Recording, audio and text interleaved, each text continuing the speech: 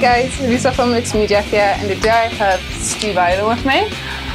Now, Steve used to be in Blitzkrieg. You were in Blitzkrieg in 1996, weren't you? Yeah. Does that seem like yesterday, or does it seem like a million years ago? About 10,000 lifetimes ago. Yeah, I still remember. It was really cool. I wasn't even born in 1996. Well, I was, and I was a hefty age by then as well. Because I am 107 now, you know. I mean, it's lots of expensive moisturisers kept me looking so youthful for my age. Aye. So how was Blitzkrieg? Like, it was cool.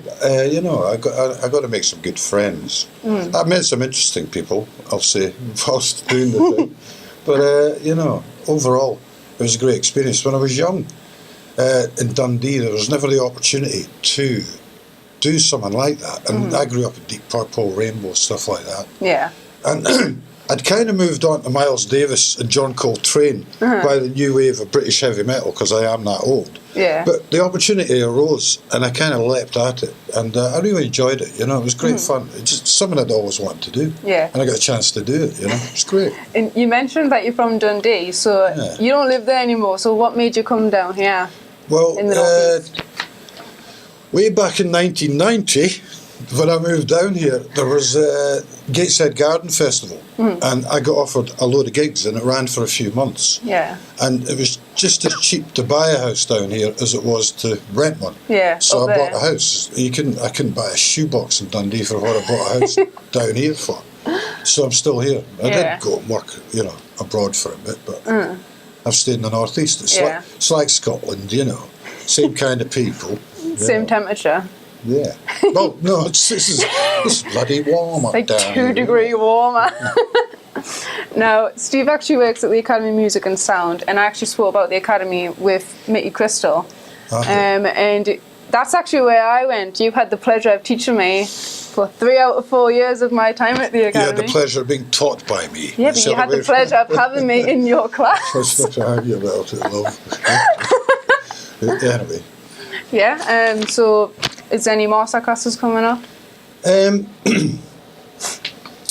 don't know about master classes, but the course is changing. We've kind of changed universities, so from September we're now with the University of West London. Yeah, because you were with Wolverhampton when I was on it. So the course is kind of it's been modernised really, so it kind of caters for all musicians now, where it used to be very instrument specific. Now it's like a cohort where we can have music management with a trumpet player, with a guitar, and it's all in the one cohort, so it's kind of expanded. It's cool. Yeah, because I remember when I was on, it was more for like, you know, like rock and pop instruments, so like guitar, bass and all that. I mean, that pathway's still there. Yeah. But we wanted to expand it so we could be much more inclusive of all musicians. I think it's a way forward, and that's what we're doing.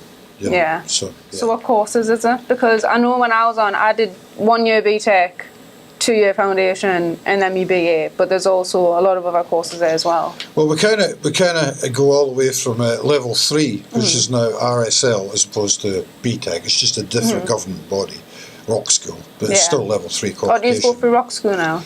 Yeah, it's still. I mean, it's the same. It's a level 3 qualification, which is equivalent to A levels, which gets you into university. Yeah. So we do that. We do a 2-year course in that. Then you get a foundation degree, music performance, and then which I did. Yes, you did that, and I taught you on that, didn't I? You did. He taught me.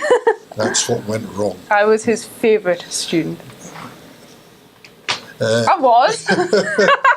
Yeah, you were cool. Okay, yeah, I was one of them. I was one of his favourites. Yeah, cool.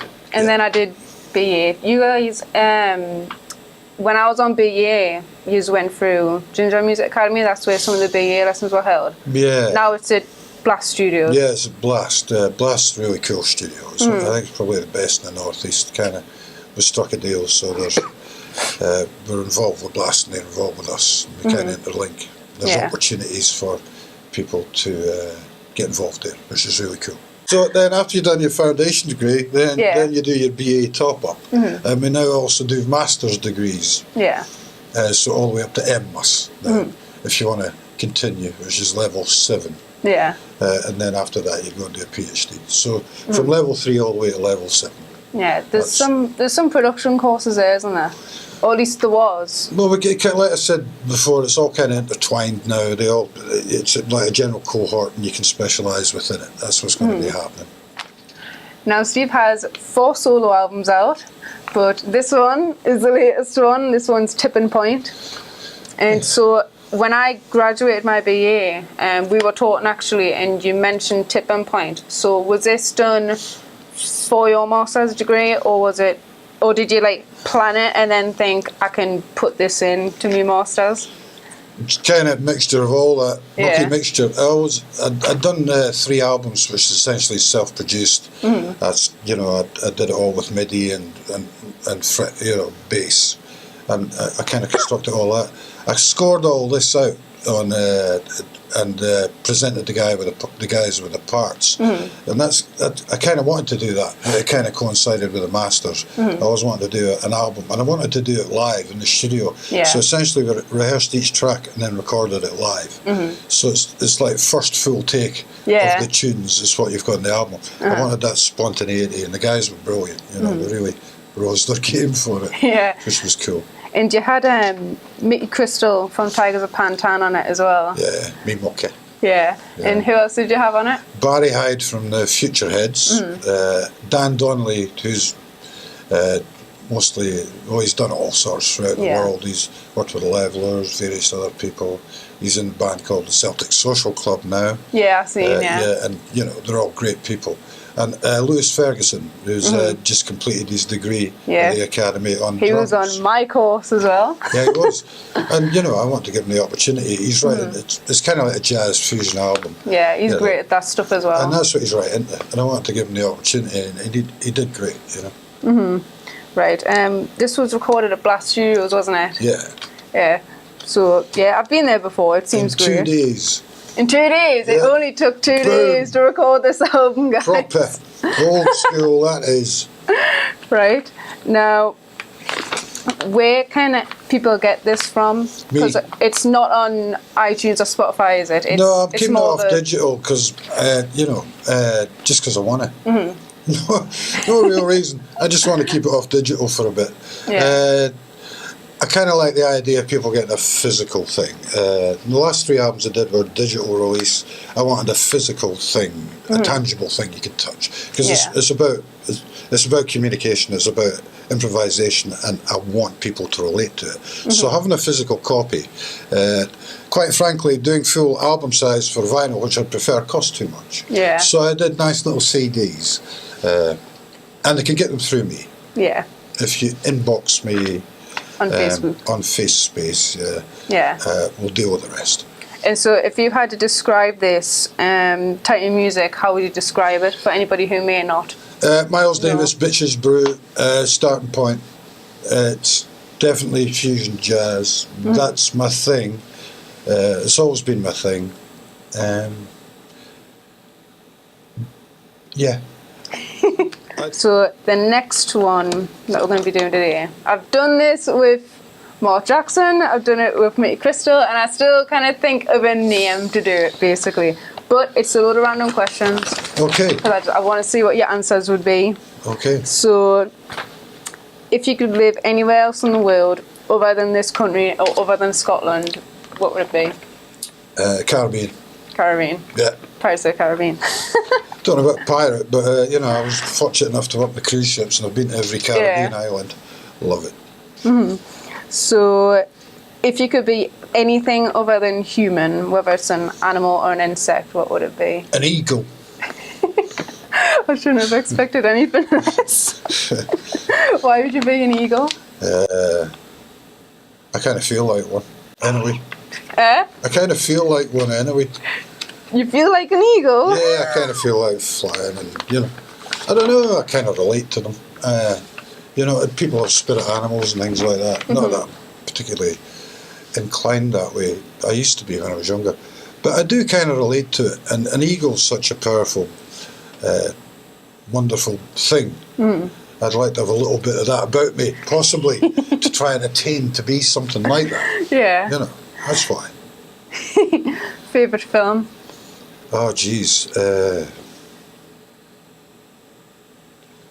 I kind of like the old stuff. I'm into black and white, you know. I like black and white old movies, things like that. I think it's amazing with all CGI and all modern movies and stuff like that. So, I mean, you know, anything from Avatar to some Laurel and Hardy, I can't pin it down. Yeah. I don't think I could. Most people, that's contentious in itself. A lot of people sort of don't like Avatar because I kind of like it. Yeah, I like it as well. No, there we go. Or Laurel and Hardy or a million other things, but one particular, no. I'm right into movies. I love movies. Yeah. You know, yeah. Right, biggest fear? I ain't afraid of nothing, man. What? I'm not afraid of anything. There must be something that you're afraid of. Women. Terrified of women. That's a good answer. Right. If you were to play any other instrument other than bass as your main instrument, what would it be? Sax. Saxophone. Favourite musician's Coltrane. Yeah. Right. You don't have to answer this if you don't want to, but what's your most embarrassing moment? God. See, the thing about that is you probably don't remember your most embarrassing moments because, you know, there's other influences in them, usually.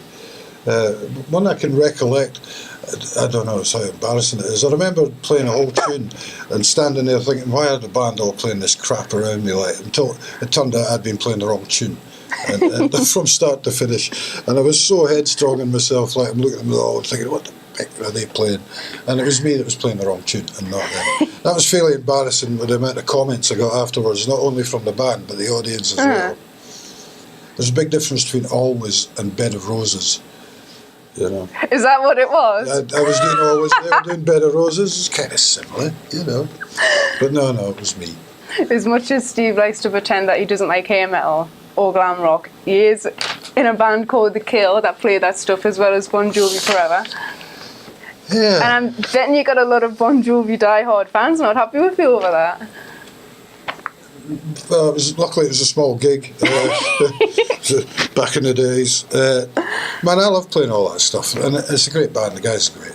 I have no negative things to say about that. It's great band. Now I've got video evidence for every time you say to me, it's crap. When did I ever say that? Every time I say Yeah, but I don't like hair metal. You do. I don't. You do I secretly. hate You love it. No, I don't. You do. Yes, I do. Right, favourite gig played?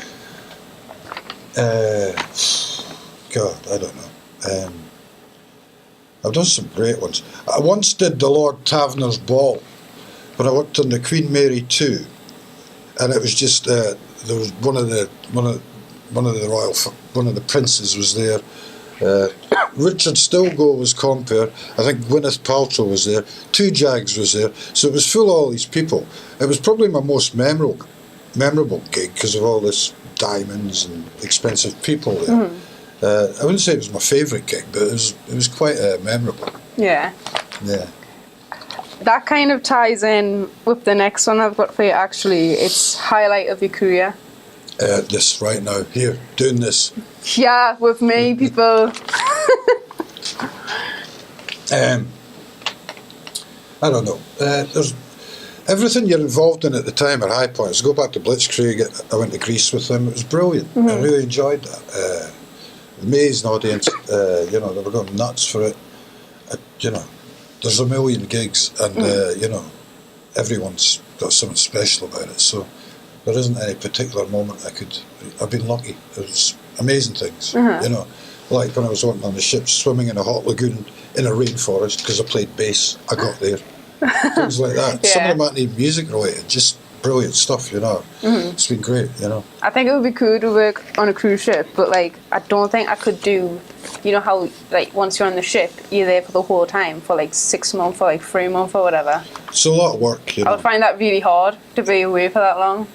Yeah, it's a different lifestyle. I only did it for 6 months, and that was enough. In and out. When was that? Oh God, 2002. Unfortunately, guys, we have come to the end of the interview. Sad times. But anyway, thanks for coming, Steve. Thanks for having me, dear. Maybe we'll have you back on at some point. Maybe you will. Yeah.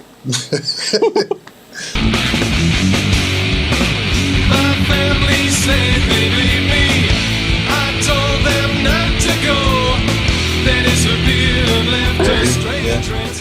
You got any other questions? No. I've got a question for you. How are you then? No, I'm not going to ask it now. Why? I don't have a question actually. I was just trying to be witty. He was trying to catch us off guard because he thought. Can't think anything now. Who was the best teacher you had at the academy? You. Thanks very much. There we go. Right. Hi guys, Lixx from Lixx Media here, and today I have with me Steve Ireland. Now, if you don't know who Steve is, look up. That's not even. What am I doing? That wasn't right. This will happen a few times. Everybody knows who Steve.